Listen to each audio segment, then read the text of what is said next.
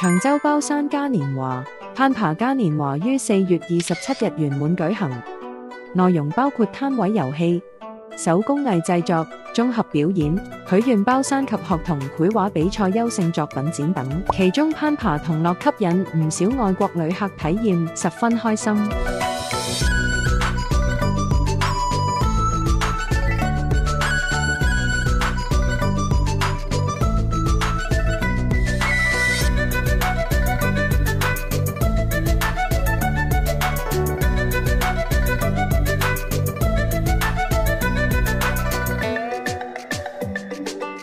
First time really scary.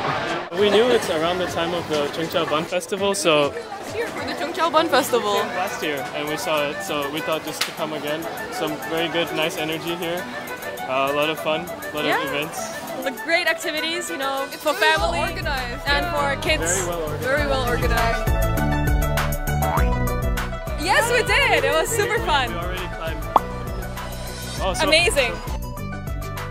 5月5日係長洲太平清醮，今年將恢復以人台方式做飄色巡遊，回歸傳統。飄色嘅主題繼續緊貼民生議題，但會考慮天氣酷熱，今年隊伍會提早半小時，喺下午1時半起步。另一焦點活動搶包山決賽將於5月5日晚上11點30分至翌日凌晨12點45分喺北帝廟遊樂場足球場舉行。